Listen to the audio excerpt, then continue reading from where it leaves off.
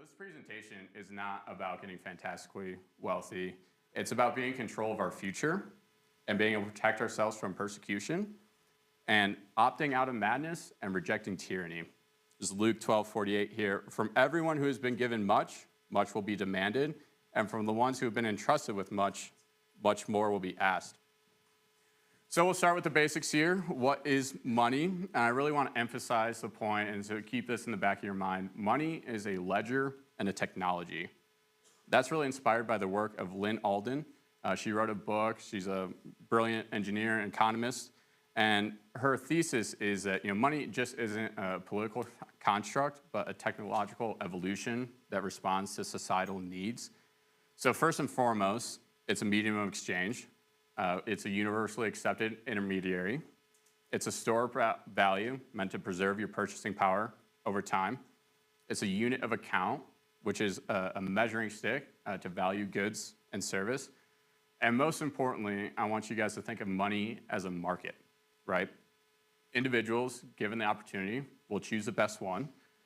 And most importantly, it's a base market, right? So money and energy go into everything we see and touch. If you bought a coffee today, money, energy. That chair you're sitting on, money and energy.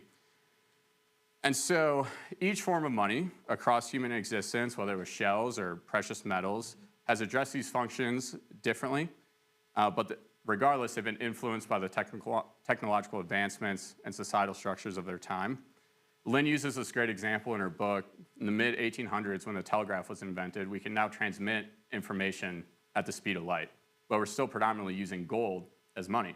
It's like, well, gold can't be transmitted at the speed of light. It's actually really heavy. You have to have security. It's costly to move. And so we kind of have the birth of fiat money or paper money, and this was a technological evolution to using gold as money. Fiat money is a currency without intrinsic value. It's backed by the trust and the government or the issuer. It's flexible for policy use, but subject to inflation and mismanagement. This is a bit of a simplification. Chris told me I have 15 minutes, so I got to try to distill the financial system down in a couple slides, so bear with me here. But money is really propagated through, or at least like the US dollar is propagated through a system called fractional reserve banking. So that's where central banks create base money, reserves, and banks, your savings bank, whatever, Wells Fargo, multiply it through lending, creating broad money, which are known as deposits.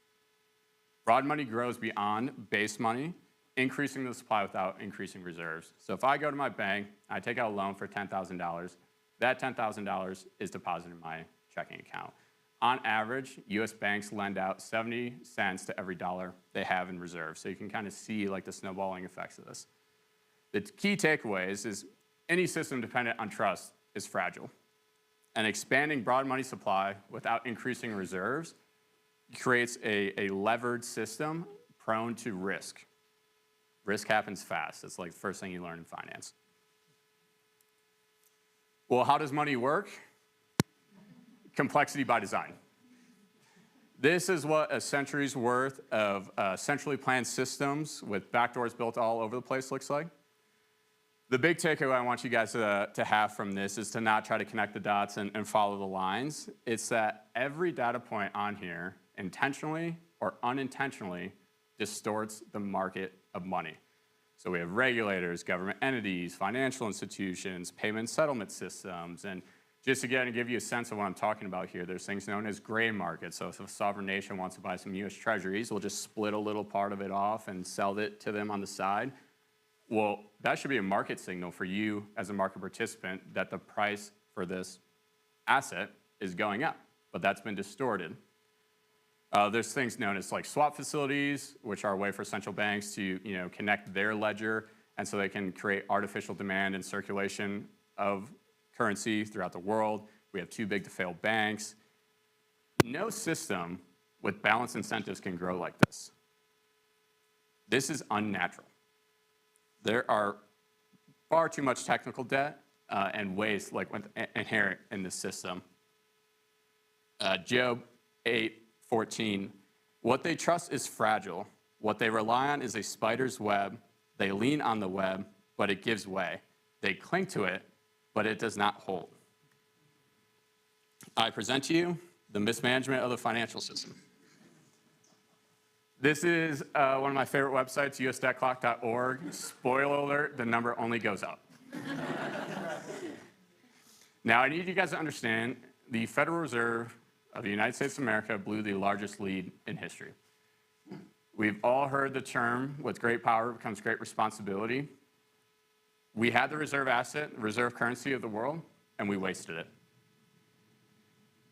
On average, M2 money supply increases about 6 to 8% per year. This is what I use as the inflation metric with my clients. I think CPI is a fake, manipulated statistic to measure inflation. So you're getting debased. Your currency, your savings, your earnings lose about 6 to 8% per year because we have a money printing problem. 30 to 40% of all money was created in the last 6 years. Debt to GDP in the United States has reached 120%, which is a significant milestone because there's only been one country in the world that's been able to withstand this without an economic or monetary collapse. Debt service, so the interest we pay on our debt as a country, is the third largest line item in our budget. Over $220 trillion in unfunded liabilities. And these numbers, and it's trillion with a T, right? These numbers are getting so large, it's hard for us to comprehend, right? So just to kind of set a frame, 1 trillion seconds is 31,000 years. So it's like we are just constantly feeding this beast, and we end up ultimately printing about $1 trillion every 100 days. Well, you may be asking yourself, how did this happen, right? Well, I think it's a little bit of a fool's errand when we're talking about very complex systems to say A led to B, which led to C.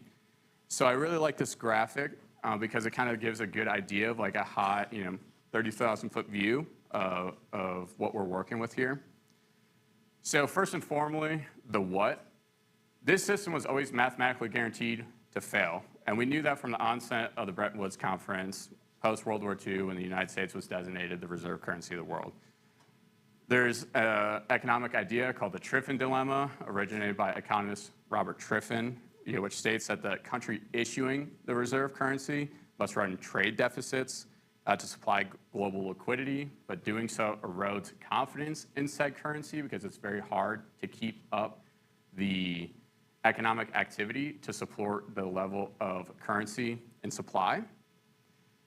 And I'm no fan of John Maynard Keynes, but he hit this one on the nose, and he stated it would be unnatural for one nation to bear the responsibility of supporting the global monetary system. Proverbs 11:1, a false balance is an abomination to the Lord, but a just weight is his delight. So who did this? I call them Leviathan, the administrative state, managerial class. You can pick your moniker. But this is what 100 years of building a government that perpetually gets bigger, I call it classical socialism, results in. These administrative bureaucracies, I believe, are the bane of human existence. There's not been a human civilization that has been able to withstand them because they create unnatural systems, evil systems, because they worship man and they propagate human suffering. Well, how did they do this? Like the devil himself, they're very clever. They're very good at finding ways to create artificial demand for dollars around the world. This is most commonly done through a police or military expansion, petrodollar, you name it. So let's talk about free market money, decentralized money. That's right. Referencing back to Lyn Alden's work, Bitcoin represents the next evolution of a technological force improving a monetary system. So Bitcoin in one sentence, Bitcoin is a decentralized, censorship-resistant digital currency with a fixed supply, enabling secure, transparent, and trustless peer-to-peer transactions across a global borderless network. One of my favorite sayings in Bitcoin is how your grandma thinks money works. It's actually much simpler than the mess we have to deal with. So how does Bitcoin work? Well, some core tenets. It's a decentralized open source protocol which means anyone can review it, anyone can contribute to it. There's no proprietary controls or hidden mechanisms. There's no central entity, which means there's no single point of failure. No single country, company, or individual controls Bitcoin. It is anti-fragile, which makes it resilient. As a fixed supply and scarcity, there will only ever be 21 million coins that's programmed into the Bitcoin protocol. And because there's a predictable supply schedule, it actually makes it more finite than something like gold, where we actually don't know how much gold is in the ocean. We can have a meteorite crash on Earth with a bunch of gold in it. Only ever 21 million Bitcoin. It's a very secure protocol. The Bitcoin network uses a consensus mechanism called proof of work, where miners compete to find a random number called a nonce that satisfies the Bitcoin protocol. And this requires guessing trillions of combinations. And these are actual physical computers designed to do one thing in large data warehouses or guerrilla mining. There's a lot of ways to mine Bitcoin. But the point is that it makes it costly and resource intensive to add new blocks. That's a good thing. It's immutable and transparent. All Bitcoin transactions are recorded on a public ledger and permanently on the blockchain. Once added, they cannot be changed. And my second favorite saying in Bitcoin is don't trust, verify. Anyone, regardless of who they are, where they are in the world, can verify the protocol and their transaction themselves. No third-party intermediary needed. So in my opinion, one of the most misunderstood things about Bitcoin and how it has intrinsic value is actually understanding that Bitcoin is really two parts.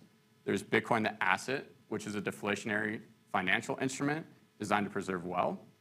And then there's Bitcoin the network, which is a decentralized global system that is open and permission to everyone. So the asset powers the network secures the asset, and together they form a pioneer species, something that's never been done before, digitally native money. So Bitcoin solves the money problem. Money is a collective accounting system, not a production good. The best money is durable, divisible, portable, scarce, and verifiable. So money helps us track, store, and exchange value that already exists. And good ones last over time. They can be broken into smaller units. They can be easily transported. The supply is limited. And it's easy to prove that it's genuine and accurate. Bitcoin is the ultimate form of money. It's a technological apex of sound money. It fulfills all the characteristics of good money better than anything that has come before it. I believe that is truly a gift from God. Fiat money is incompatible with Catholic social teachings. The dollar has been weaponized. It enables theft through inflation. It undermines honesty and fairness, as a high time preference incentivizes degenerate behavior. And those two bullet points culminate into something much more nefarious than what meets the eye. Because governments can arbitrarily print money and distort economic reality, they manipulate the base money, or the base market, which is money. Meaning every market on top of it also becomes manipulated. That in itself, I think, is extremely evil, because when market signals are so badly distorted, individuals are stripped of their ability to make informed economic decisions, undermining their God-given free will and individual agency. Market participants are forced into degenerate behavior and have to gamble with their capital because they have no clear signals. This loss of clarity creates despair, leading to poor decisions, disorientation, and a cycle of suffering that disrupts the natural human order based on truth. Now, absolute power over money leads to the worship of man, and centralized power over money fosters tyranny and moral decay, and there is an obsession with central planning in money. Acts 5:29, we must obey God rather than man. Bitcoin, however, is very compatible with Catholic social teachings. It restores individual agency and sovereignty. It enshrines trust and honesty and gives individuals autonomy and dignity. It gives us back to us because we do have a free market and we can make economic decisions for ourselves with clear market signals. It promotes economic justice, and it is freedom money. So you can't be debased. No man or leviathan can manipulate your capital, your value, or your time. And Bitcoin is hope because your real world physical work done in the glory and honor of God is preserved in a neutral monetary asset supported by a decentralized global network. Now, the church has been persecuted before. It will continue to be persecuted in the future. But we have the opportunity to shrink our risk surface area and not rely on our enemy's economic resources and systems. Bitcoin is our Exodus moment. Now, I'm certainly no macroeconomic expert, but I try to be, a good student. I think you have to be careful when studying macroeconomics because these are very complex systems. So it's easy to draw your own conclusions by cherry picking data points. So like any good Bitcoiner, I try to think with a first principles perspective. And there are 3 trends I'm monitoring that are relevant to you and this presentation. The first is a combination of Ray Dalio's 100-year sovereign debt crisis and the fourth turning thesis, which both describe long-term patterns of economic and social shifts caused by excessive debt, declining productivity, and wealth concentration.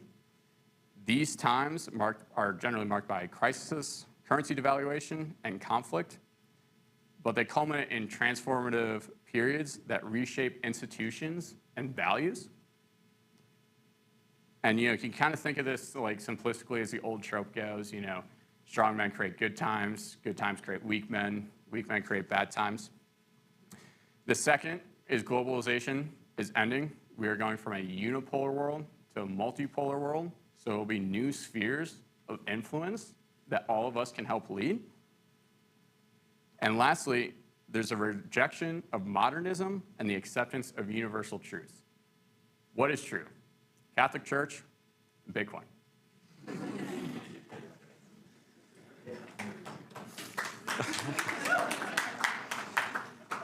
I'm of the belief, Bitcoiners will have unprecedented financial and political power. And so we can make sure they're Catholic and they use their wealth and influence to propagate, embrace, and practice Catholic social teachings. And this is an opportunity for Catholics to insulate ourselves from changing geopolitical dynamics and ensure Christ's church is thriving. I think this is actually a very easy concept. We opt out of a system ran by people who hate us, and we embrace a system and build upon a system that can usher in the next 2,000 years of the church. Thank you.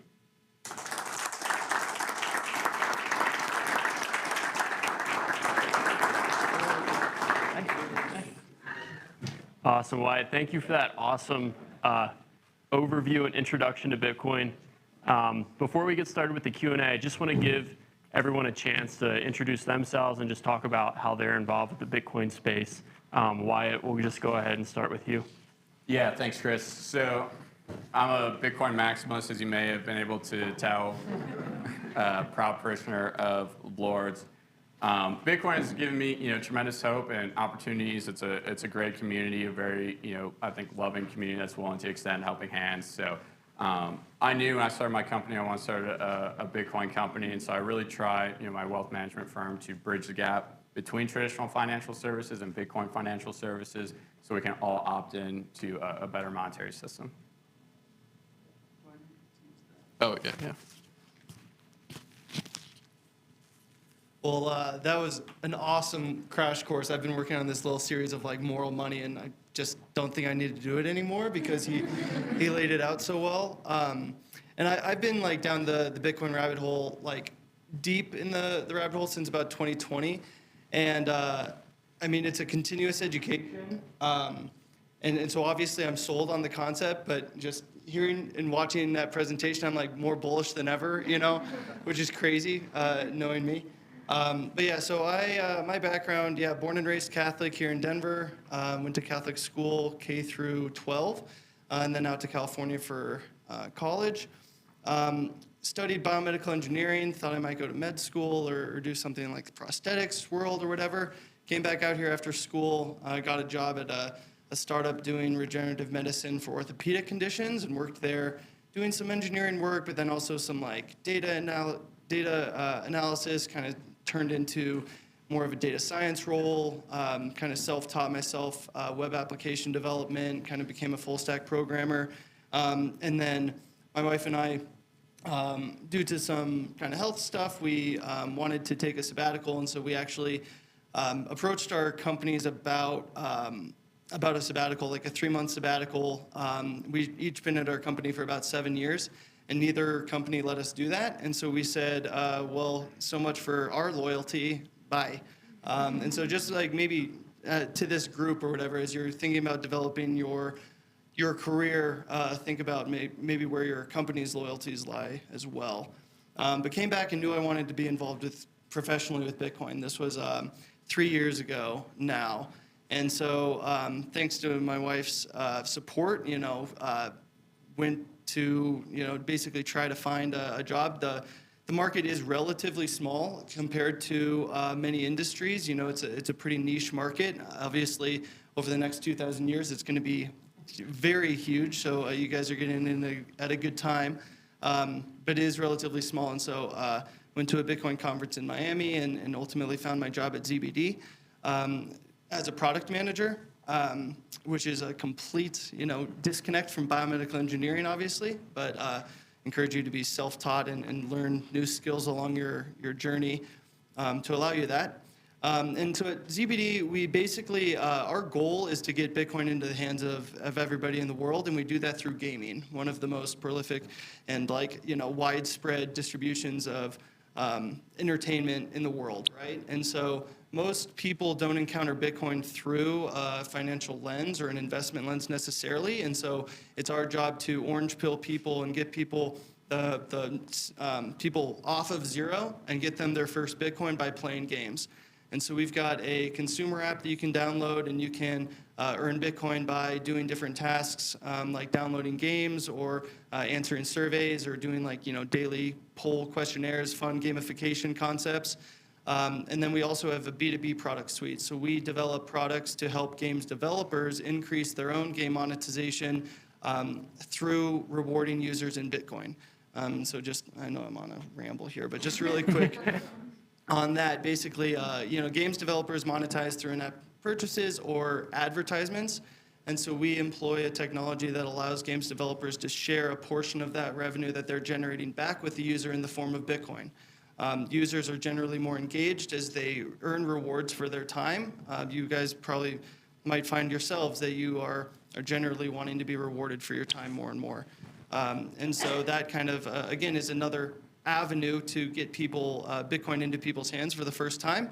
When they'll kind of come into our app where we can educate them more about Bitcoin, because as Wyatt just so eloquently put, Bitcoin is moral money, and so we need to get it into more people's hands. Are you all convinced? Ian is ironically, I don't usually tell this story when I'm sitting next to him, but he is the one who orange-pilled me. You can see his passion in Wyatt's as well. But Ian's my younger brother and would go off on monologues like this at family get-togethers. And my sisters would be like, okay, Ian, listen, you get 5 minutes, and then we're talking about other stuff. But he was the one who orange-pilled me, is what it's called in the ecosystem. And it caused me to take a look at what I was doing. I work for a commercial insurance broker. Very sexy business, but also very needed business where we're, helping people with their risk management and buying their insurance. And I work for a broker here in Denver. So sidebar, if anybody's interested in potential job opportunities in the space, I work for a traditional brokerage firm that's been around for hundreds of years, and we have made this pivot into insuring a lot of people in the ecosystem. When we looked at talking to Bitcoin companies for why I reference like a Bitcoin miner, they have a very heavy property risk. So they have a lot of buildings, a lot of infrastructure, a lot of equipment, and we're in insurance. And so that stuff needs to be insured. So we kind of went down this hole of like, hey, we are willing and eager to learn about the industry. Our competitors often don't. And we want your infrastructure and your assets to be insured so that if you do have a claim scenario, which hopefully you don't, knock on wood, but if you do, your insurance responds. That's kind of the whole point of why you're buying it. So I had a very supportive company in IMA, and that they were willing to say, yeah, go after this kind of new and emerging ecosystem, and good luck. And luckily, we've had a lot of success over the past 3 or 4 years when I've been chasing it. I've been with the company for 9 years, and then kind of working backwards. Ian and I went to STM down in Centennial, went to a Catholic school where I played volleyball, and then ended up back in Denver. And I have 3 amazing kids and a very supportive husband, and they're my why. And also why, I think it's important to have an alternative to fiat money and be very invested in Bitcoin. Awesome. Real quick, could someone explain why it's called orange pilling? Got the mic. Oh, well, it's just because Bitcoin's logo is orange, and so I think it's from that. I mean, somebody else could probably answer that a little bit better, but it's basically just kind of.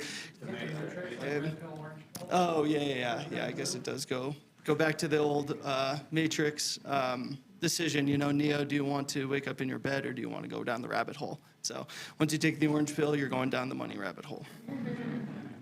And then another quick question is, what's the difference between Bitcoin and all these other cryptos out there like Ethereum and Cardano, and like why Bitcoin only?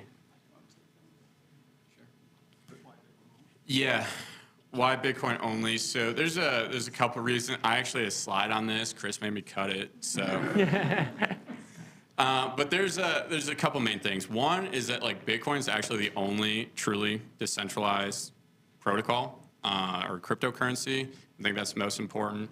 A lot of these other projects like Ethereum, Solana, they all have like a CEO. So off the bat, not decentralized. If you have a marketing department, you're not decentralized.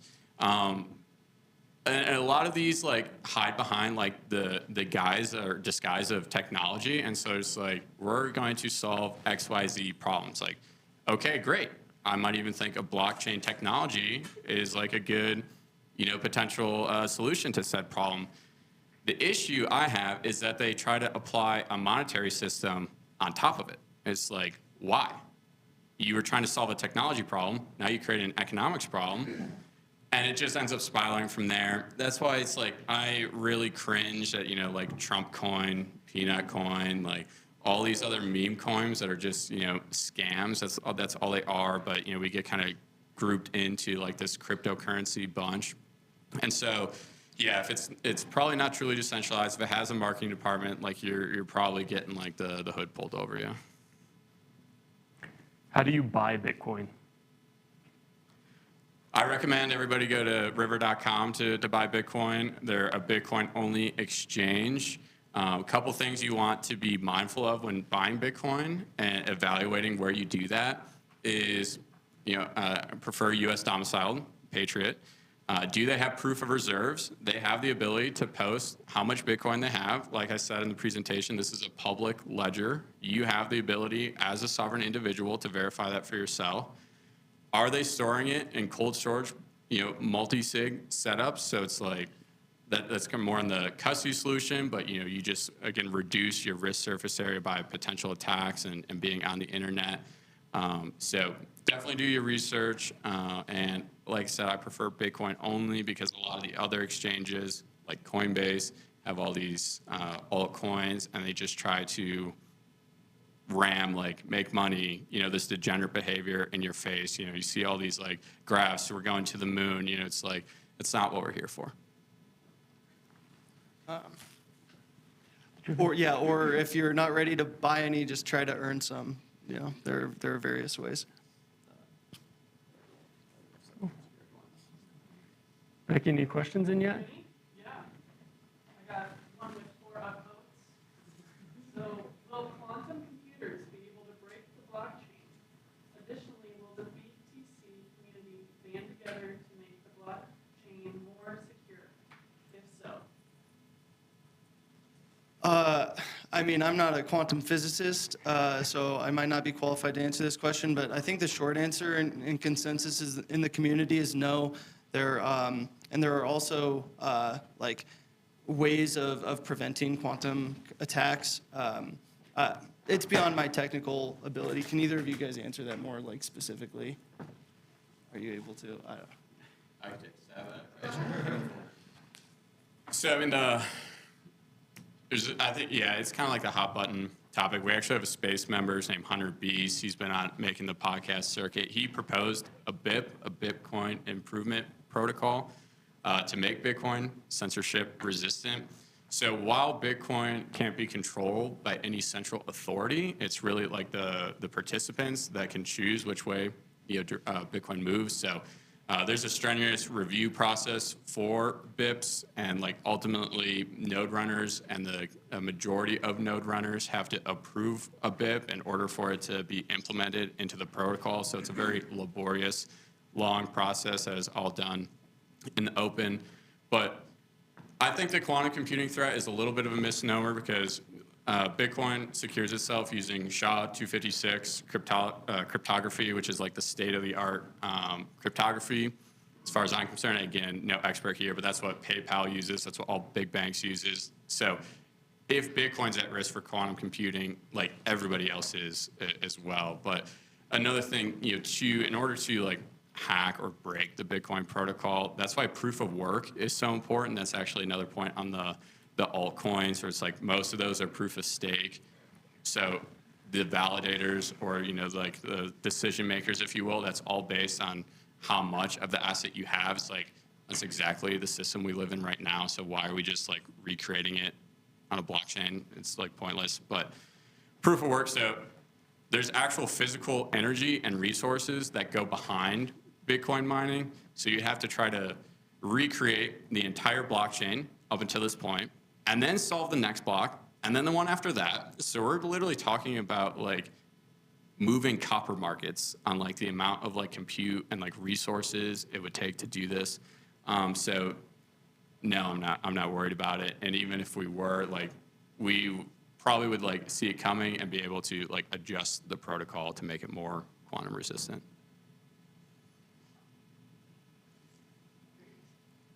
Another one here, if Bitcoin is deflationary, wouldn't that be more inconvenient to use as a currency? Assuming the perfect currency would be one that maintains 0% inflation. So Bitcoin isn't actually deflationary. It's just decreasing. Well, I guess it does increase. It is like, well, what's the term? It's like it is inflationary, but just at a decreasing rate. Like its issuance is continuing. Not all 21 million coins have been mined. A little over 19 million have so far. So new supply is coming onto the market, but it doesn't decrease its value as a currency. And when you think about it, like you want, when you secure an asset, you want your piece of the pie to not be taken away from you, right? So or like diluted. So when you have money in the bank, right, and somebody comes to the bank and creates a loan, or the government prints more money, the total supply is increasing, which are going after the same amount of assets in the market ultimately, which decreases your purchasing power. You want an asset that can't be diluted, such that as assets in the world increase, your piece of or slice of the pie, or the amount of monetary power that you have will actually increase in purchasing power. I don't know if that. Yeah. Yeah, and it's River.com, like I mentioned previously, they have a great like research department as well, and they have this great graphic, and it shows like the price of a house in like Bitcoin denominated terms. And so, in like 2008, let's just say it was worth like 100 Bitcoin. It's like, well, now as Bitcoin appreciated, that house is worth 4 Bitcoin, right? So it's like your income you earn, so this is like your capital, so you go out and like commit to earning value. That's what we mean when it's like deflationary and preserved, and it's like divisible into smaller units. So it's really your purchasing power that is protected.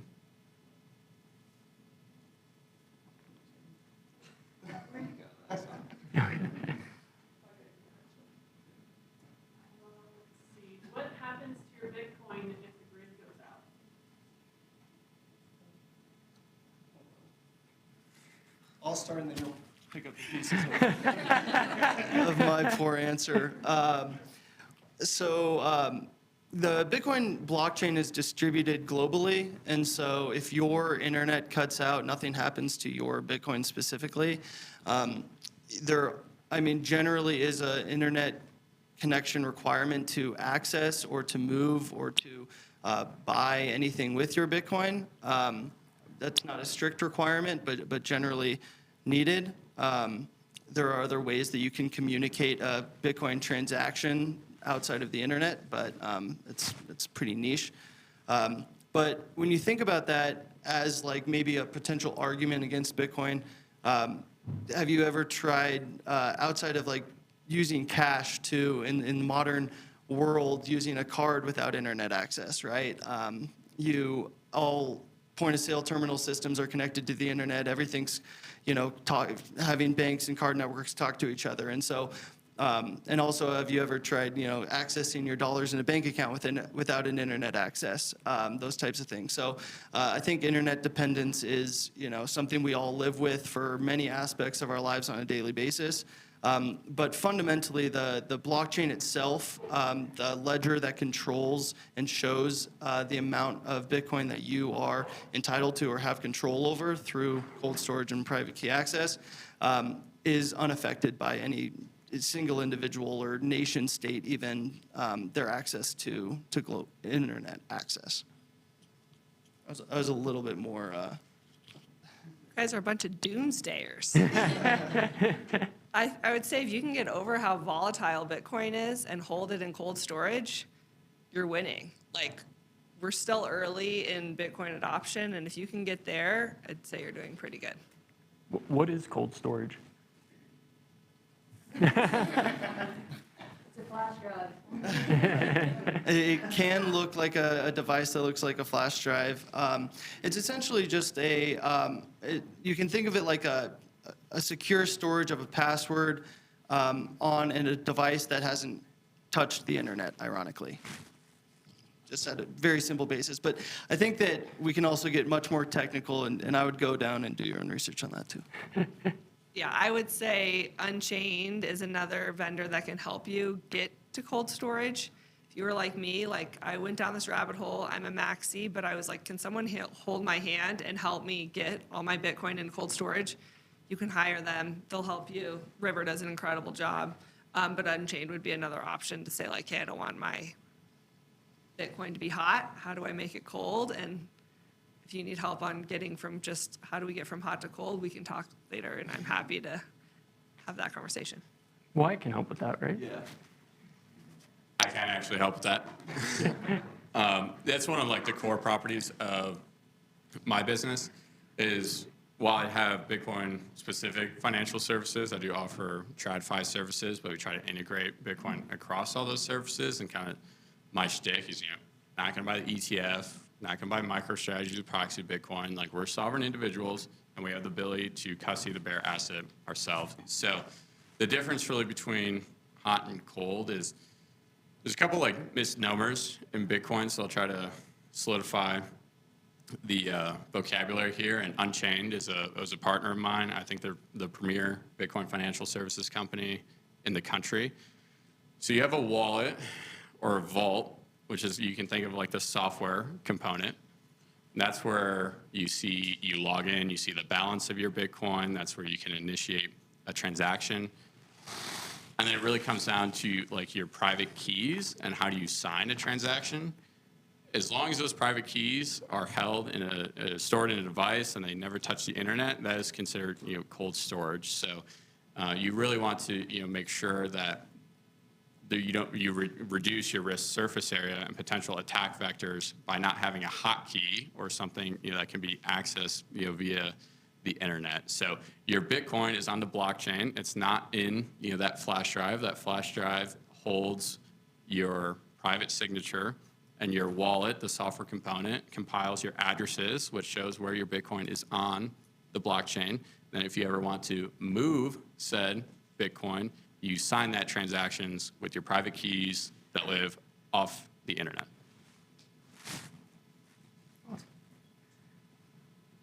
How are we on questions in the back? We got Good. All right, so next question is, how do you buy a street taco with a Bitcoin? How do you buy a street taco with a Bitcoin? You need a vendor that'll accept Bitcoin for the taco, ultimately. So, many point of sale systems are equipped to accept Bitcoin. Also, if this taco shop owner is, they could set up like different services like BTC Pay Server or something like that to accept Bitcoin for purchases. Or there are any number of apps that you can get on your phone where you can create invoices or accept payment for goods and services. So ultimately, it's in the hands of the merchant. And so as Bitcoiners, we should always strive to use Bitcoin as well. It's tough when you think the price is going up dramatically, not financial advice, to part with it, but to fund a Bitcoin economy and encourage merchants and others that maybe you interact with on a business sense to accept Bitcoin as payment. And like Bitcoin's like 105,000 right now. Do you have to buy a whole coin? That's a good question. No, you can buy 1 cent of Bitcoin or less than. Well, I don't know that you can actually purchase less than 1 cent, but you can certainly accept or earn less than 1 cent worth of Bitcoin because of the ultimate near infinite denomination or the divisibility of Bitcoin into smaller units called Satoshis or sats. It's 1/100 millionth of a Satoshi or of a Bitcoin. So no, you can buy as little or much of it as you want.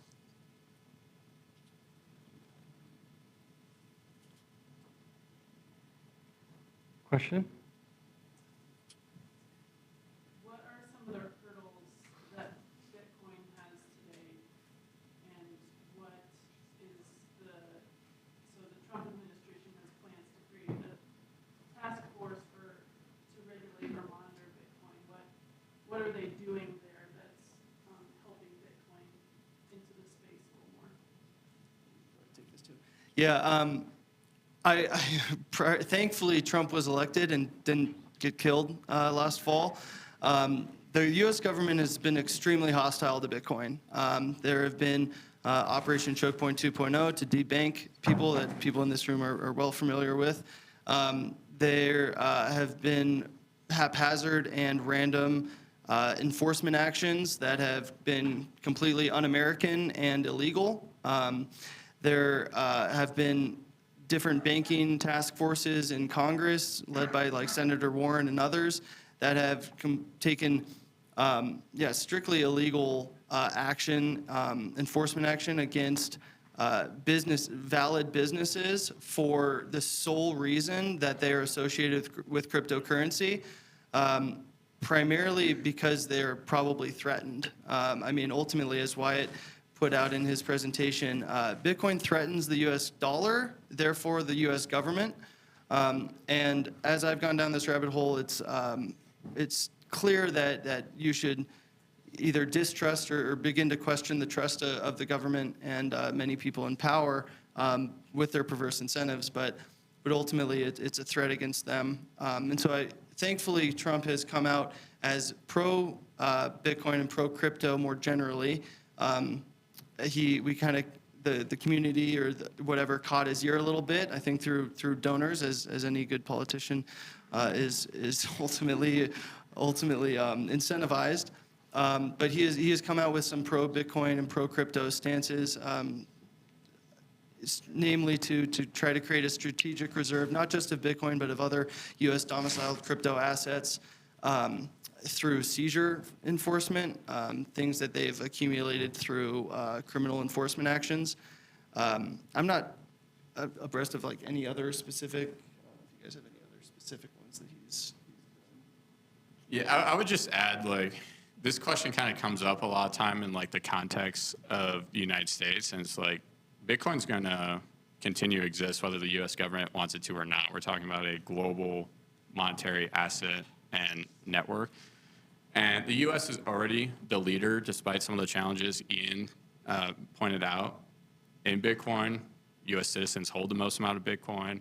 The U.S. government technically holds the most amount of Bitcoin as well. It's just under the Marshal Service right now as opposed to the Treasury, and that has a lot to do with the strategic reserve and how that's accounted for. We also have the most Bitcoin businesses, so it's like I think that's a little bit of American spirit. Like we will continue to persevere, but I do believe ultimately I can see like the game theory where the government is threatened by Bitcoin because they have this stranglehold on the market of money. But none of us actually benefit from that. It's like we kind of have the facade of benefiting from it, from our US dollar privilege, but you're still getting debased. You're still the subject of the whims of these central planners. So it's like I would encourage you guys to not be discouraged by any political or newsy headline like you see about regulation in the space. And I do think, drawing on kind of my libertarian roots, I would prefer them to keep their paws off, but I'm not saying there shouldn't be consumer protections and that sort of thing. But just be careful in the context of you're asking yourself that question and you view any news, because they may not have your best interests in mind as much as they would like to tell you they do. Can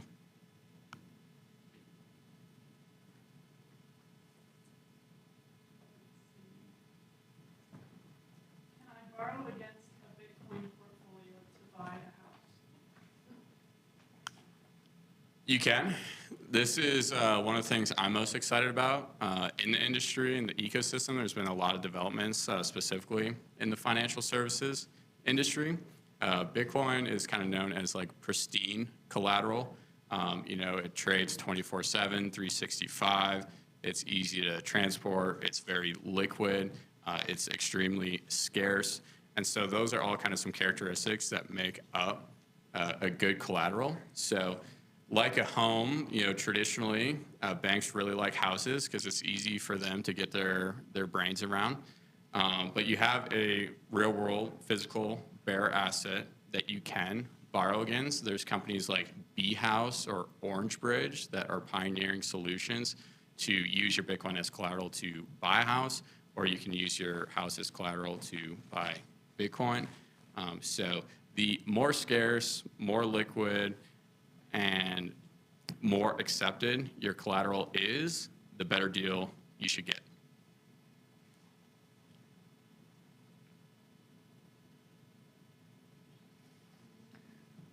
Rachel, I have a question for you. So you worked for a company that's been around 100 years, whereas Ian, you went to for a Bitcoin company. Wyatt, you started your own company. What was it like going to your company and saying, hey, we should get into this space? We had a path forward because we had been early adopters in cannabis a few years ago, being here in Colorado, knowing that was a space that was booming. I had another partner, similar role, say, hey, let's go after cannabis. And nothing that would be anti-Catholic, but let's go write cannabis companies. And so when the digital asset boom started happening with Bitcoin, we were kind of took the same approach, hey, can we go chase this new and emerging ecosystem? And we have a saying that we want to be a broker of the future. Our CEO is very forward-leaning. He's very involved in the Denver community, and he was like, yeah, I don't see why not. You're not doing anything that would be by any means, contrary to our mission, vision, values of the company. If anything, like we kind of started with, it's moral money and that sort of thing. So they were very supportive of us going after the new ecosystem and have continued to be throughout the past, 4 or so years. Awesome. And one last one. Is there a non-zero chance that someone or a group of people could pull the rug on Bitcoin? Non-zero? No? Well, Or yes, there's a chance? yeah, I mean, there's a chance of anything, right? Doomsday, yay. Yeah. Supposed to have faith, Catholics. Yeah, I mean, there's a non-zero chance of anything, I suppose.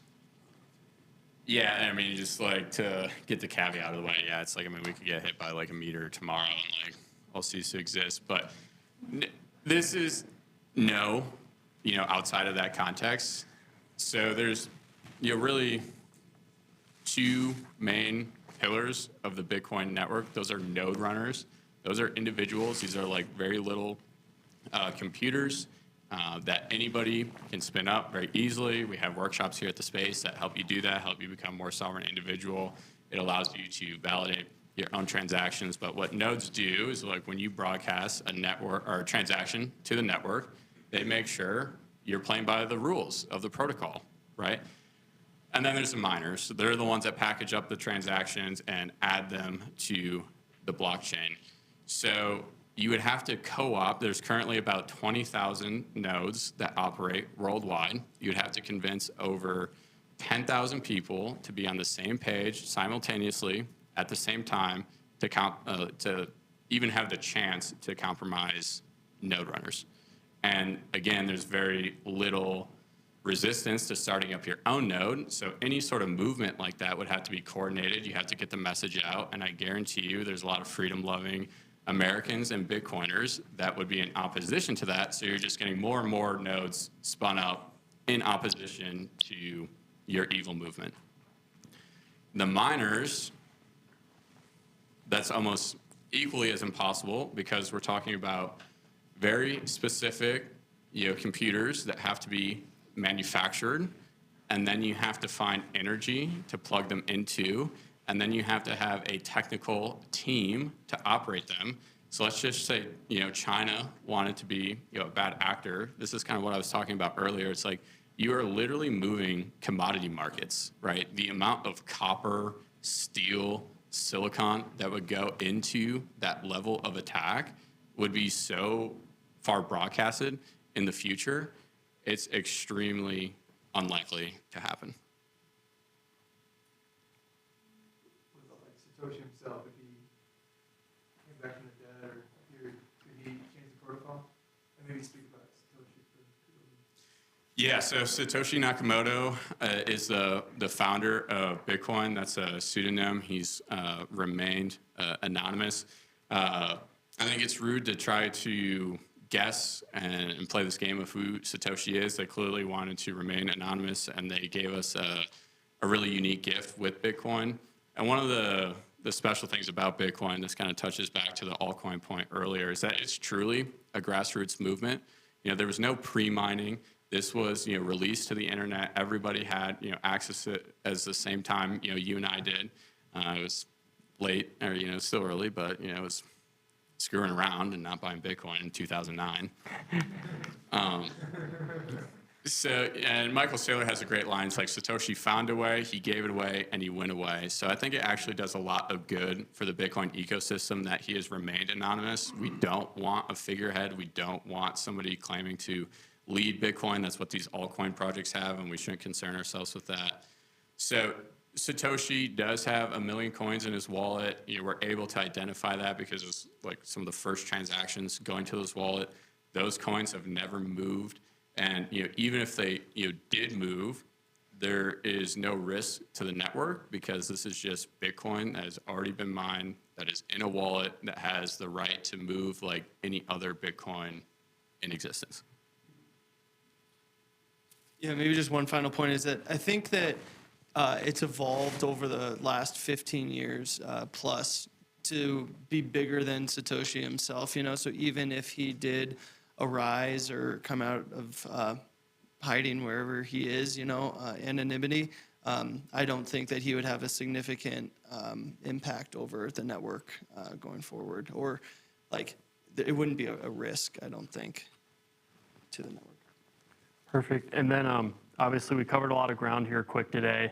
If folks want to learn more about Bitcoin, or they want to go down the rabbit hole, or they want to orange pill themselves, in your opinion, I'll ask everyone individually, like, what's the best way to get started? And I'll start with Rachel. I listen to a lot of podcasts and just try to educate myself that way. It's hard for me to keep up with Ian, so the podcasts I can listen to on a slower speed, and that helps me. But no, I learn by like talking to people and listening and getting a lot of different opinions and how do people come at things from a different way. Like, what would the altcoin people say? Why would they say altcoins are better than Bitcoin? And then how do I, counteract what they might say from their standpoint?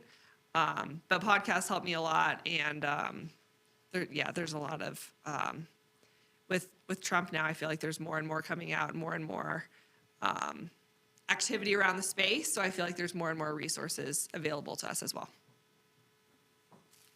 Was the space a pun for activity around here?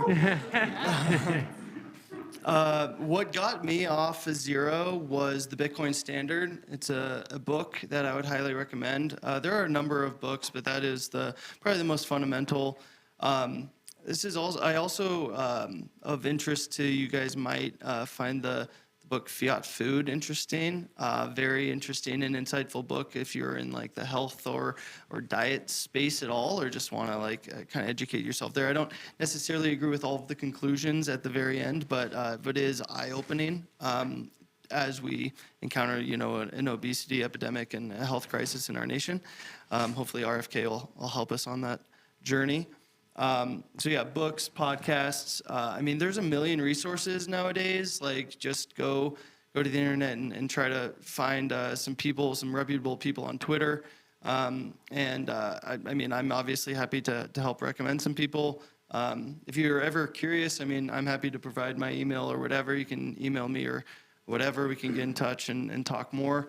And then if you're not ready to buy or anything, you could. A little plug, download the ZBD app and try to earn yourself some Bitcoin. Like there's a saying in the space, like get off of Zero. If you're at zero, if you own 0 sats, no Bitcoin, just get off Zero by $10, by $100 like tomorrow or whatever. Then when tomorrow it's $102, it's gonna be pretty enticing. So just get off Zero and you'll thank yourself later. Not financial advice. Yeah, I'll reemphasize the podcast and Book Point, avid podcast listener, TFTC, the Investors Podcast, Bitcoin Audible, some of my favorites. What is, I think, really helpful and why we founded the space is getting community together. We host a lot of educational events. Zach in the back there, who's manning the AV, thank you, Zach. Next week, Thursday, he's hosting a workshop on setting up cold storage wallets. We have multiple educational series from just getting started in Bitcoin to more advanced topics like BitDes. We have a Women in Bitcoin meetup. So it is really helpful. I think, a lot of people have shared the experience, like when you go down the rabbit hole, like your wife or girlfriend tells you it's like, enough's enough, like you need to talk to somebody else about this. And so the space provides a safe space, a welcoming environment to do so. But like Ian reiterated, happy to be a resource as well. And specifically on the job point, I've never met anybody who works in Bitcoin that hasn't done the proof of work themselves. So, that means picking up the phone, knocking on somebody's door, having the conversations, working for free, doing some writing, like whatever it is, you just have to like dip your toe in and do the work. And generally that manifests itself in some way. Awesome. And if people want to join the space, how do they? Absolutely. So if we could just get our members to raise our hands quick, just so we have resources if you'd like to come talk to them at the end here. You can also go to our website, denver.space, check out more, and our application link is on there. Awesome. And then Wyatt, I think you were going to put together a little chat for... Yes, we'll get this back up on the screen, but Chris and I started a Telegram chat for local Denver Catholic Bitcoiners. This is a great way for us to organize, bounce ideas off each other, meet up, have a beer, coffee, whatever it may be. But I just really want to emphasize the importance of community in this process because everybody's at a different step. Everybody brings a different, angle. We had some great questions. These are, legitimate questions that we want to, encourage each other to ask and question and tend that when you're discussing complex topics, it's nice to have somebody physically across the table that can draw something or help you get to the finish line. Awesome. And then Levi, do you want to plug our next event?